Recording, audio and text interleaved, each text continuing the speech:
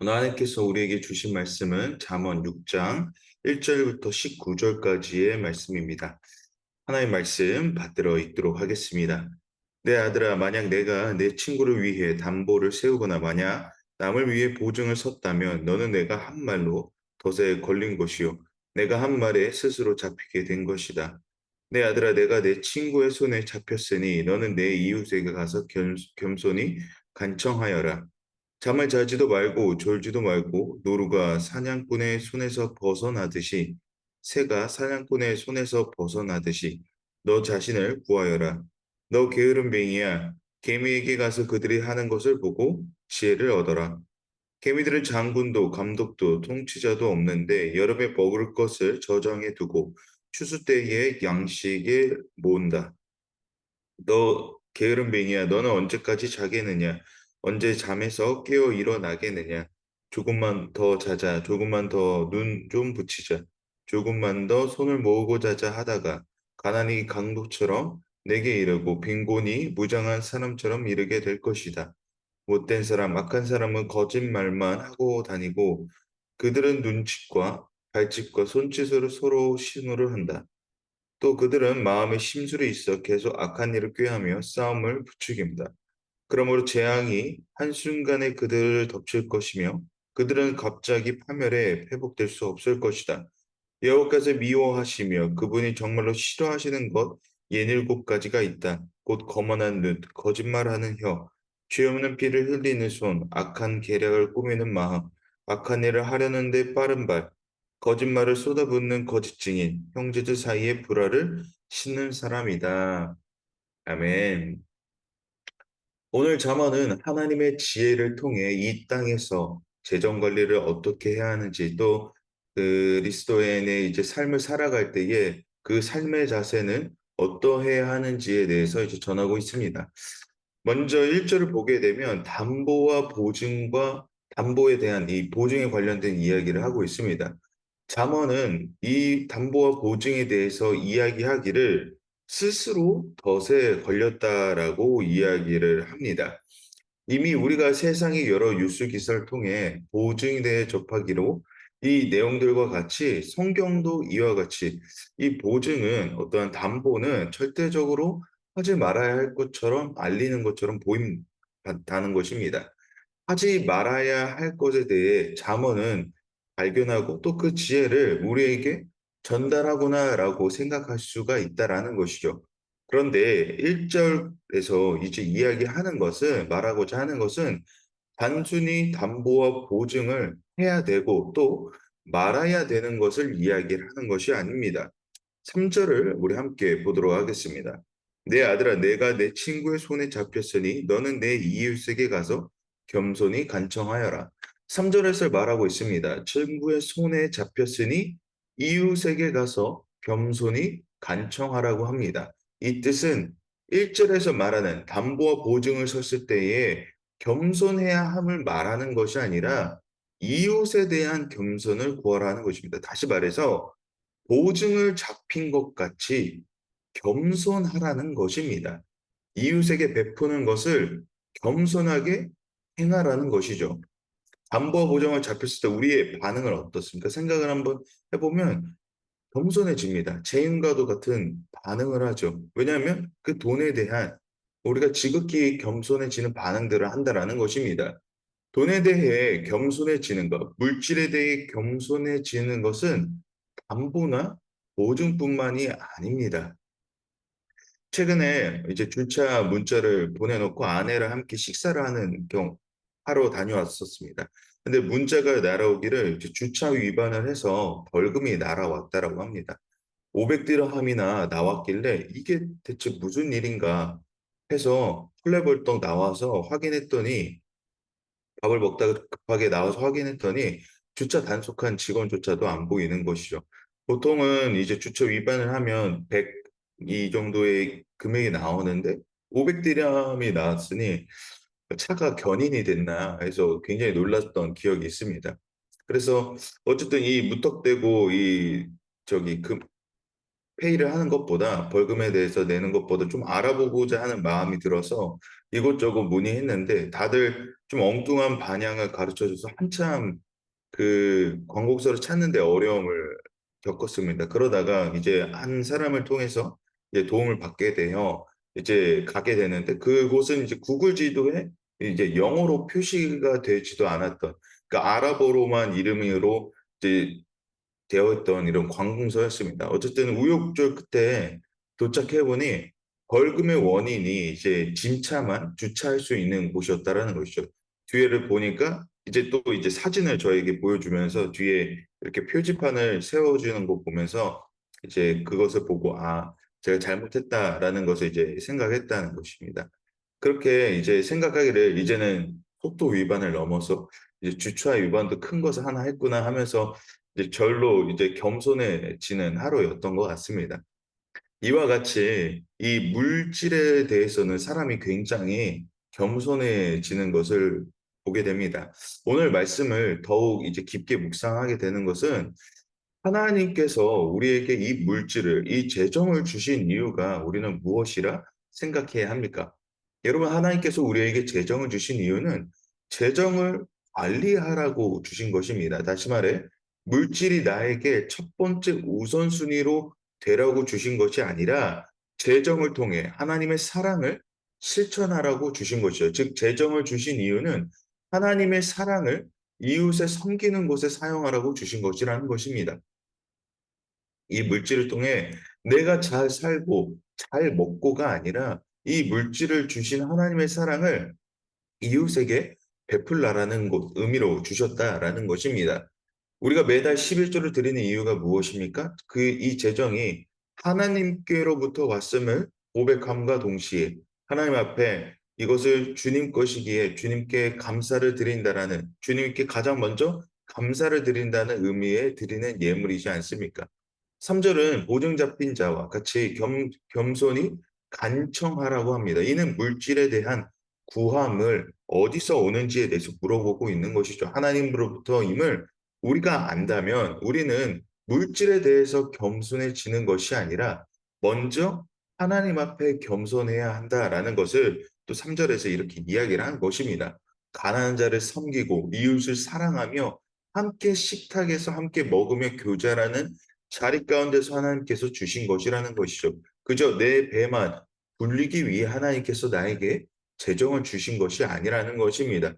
여기서 제가 말씀드리는 것은 재정을 가지고 있으므로 이것이 나쁘다라는 것을 이야기하는 것이 아닙니다.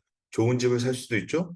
좋은 차를 탈 수도 있습니다. 그런 것도 중요합니다. 우리의 니즈를 채우는 것도 중요합니다. 주님께서 이거 가지고 무엇이라고 얘기하지 않으신다는 것입니다. 여기서 이해하게 하는 것, 그 목적에 있어서 하나님을 향한 사랑이 우선되고 있는가라고 물어보고 있는다라는 것이죠. 목적이 먼저 바로 세워진 상태로 있는가라는 것입니다.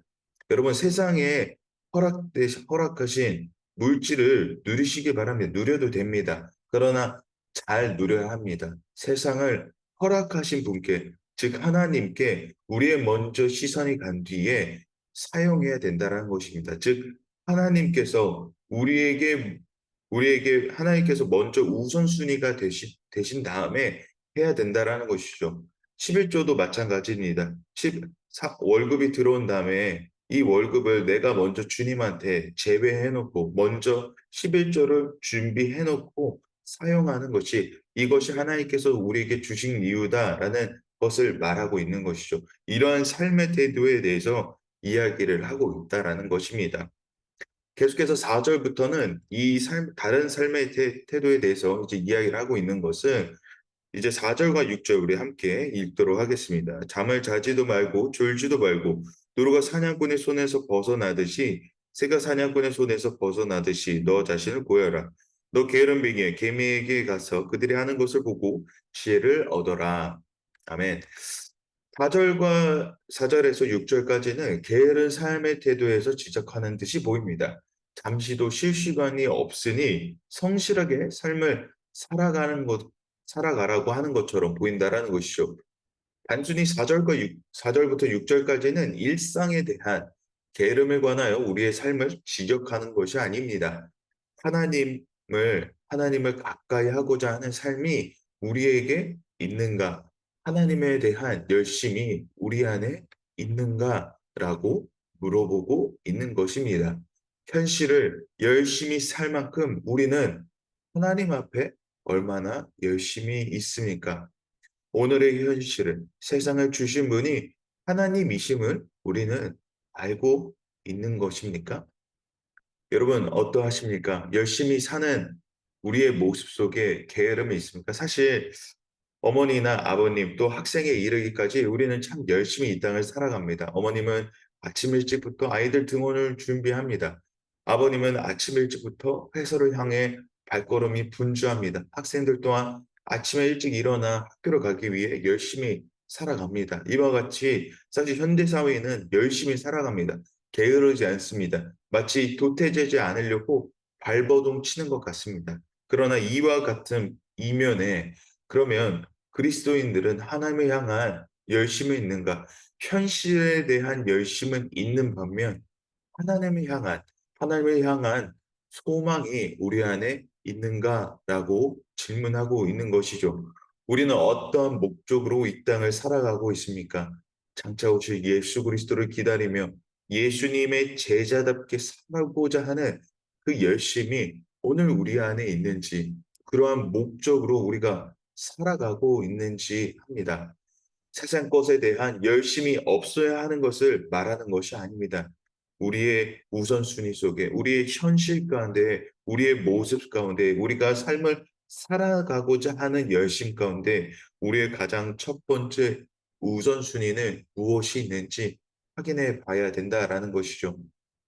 아침에 아이들을 보내기 전에 아이들을 위해서 기도하는 것, 분주한 아침을 일겨 나가는 차 안에서 기도하는 것, 회사 앞에서 우리는 하나님을 향한 기도가 먼저 있는 것, 그러한 모습들이 하나님의 우선순위 되는 그러한 삶의 태도의 모습인 것이겠죠.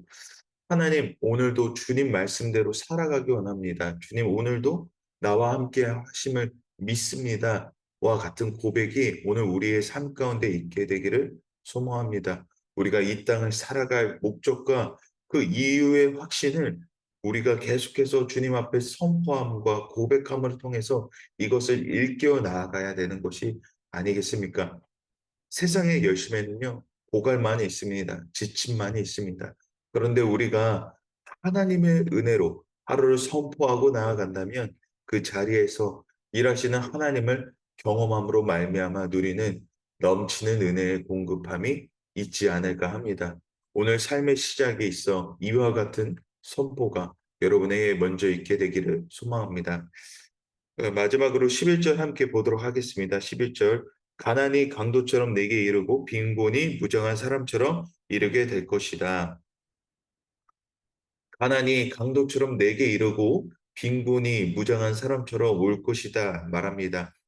하나님의 때는 언제 올지 모릅니다. 신랑을 맞이하는 열처녀의 이야기를 우리는 다 알고 있습니다. 불시적으로 우리가 아는 때에 하나님의 심판은 찾아오지 않을 것입니다. 그렇습니다. 심판의 날에는 하나님을 찾을 수 없습니다. 그 전부터 하나님을 찾아야 한다라는 것이죠. 그렇다면 어떻게 주님을 찾아야 하겠습니까? 앞서 말씀드린 것과 같이 하나님을 최우선 두는 습관들이 우리 안에 있어야 됩니다. 재정을 주신 하나님께 먼저 그 은혜의 초점을 맞춰야 하고요. 헌금을 하는 것이 너무나 중요하고요. 헌금을 함을 통하여서 하나님께서 내 삶의 주인 되심을 먼저 인정하는 것. 재정이 우리의 우선이 되는 것이 아니라 하나님이 우리에게 주신 이 재정을 관리하라는 의미 가운데서 주셨다라는 것을 알아야 합니다. 그러나 예수님 말씀하신 것처럼 많이 하는 것이 중요한 것이 아니죠. 내 마음과 중심에서 드리는 것이 가장 먼저 중요할 것입니다. 내 것이 아니기에 당연히 하나님 것이기에 드리는 그 기쁨이 우리 안에 있어야 한다라는 것입니다. 내 삶 속에서 주님을 찾고자 하는 열심, 무엇을 하든 어떠한 일을 하든 하나님이 나의 삶의 최우선이 되는 것. 학생에서 또 어머니, 아버님의 이르기에 마찬가지입니다. 삶의 목적 가운데서 하나님을 최우선 우선순위 두는 그러한 습관이 있으시기를 주님의 이름으로 축복합니다. 학생은 학교 가면서 하나님의 일하심을 오늘도 학교 안에서 나와 함께 하시는 주님을 찾는 것. 어머님은 아침에 일찍 일어나 아이들을 등교시키기 전에 그 아이들을 안고 기도해 주는 것. 아버님은 회사에 도착하기 전에 기도로 먼저 시작하는 습관들. 이것들이 우리가 하나님 앞에 최우선순위가 되는 방법이지 않을까 합니다. 그 방법들은 또 다양하게 있을 것입니다.